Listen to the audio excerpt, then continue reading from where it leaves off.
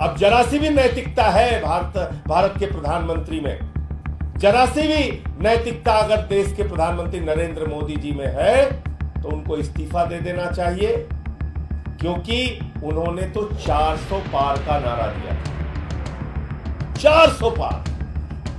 लेकिन देश की जनता समझ गई कि ये 400 पार चाहिए संविधान को बदलने के लिए, ये 400 पार चाहिए आरक्षण को खत्म करने के लिए, ये 400 पार चाहिए अपने पूंजीपति मित्रों को फायदा पहुंचाने के लिए। और इसलिए देश की जनता ने ये परिणाम दिया है।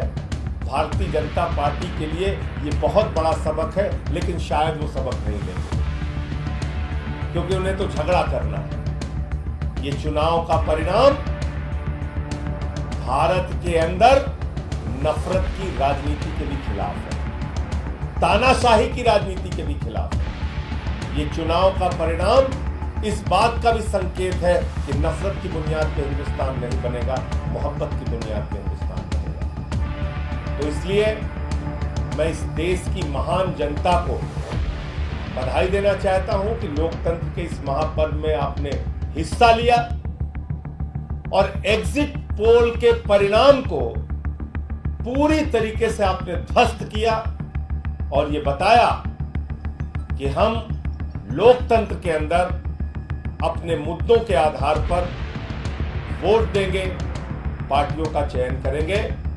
किसी को भी इस अहंकार में नहीं रहना चाहिए कि वो बिल्कुल हमेशा के लिए इस देश पे तानाशाही की अपनी हुकूमत चलाएंगे।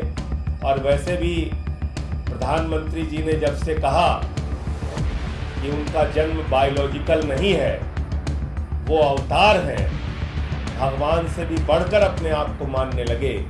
उनकी पार्टी गाना गा रही थी कि जो राम को लाए हैं हम उनको लाएंगे।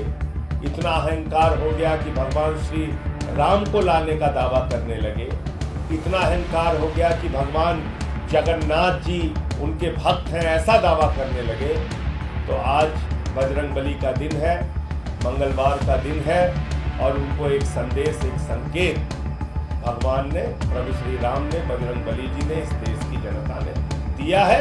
उससे कितना सबक लेते हैं नहीं मालूम, लेकिन वास्तव में ये भारत के लोकतंत्र की महान जनता है जो ये बताने के लिए मैदान में आई कि आप इस देश में तानाशाही की हुकूमत नहीं चला सकते।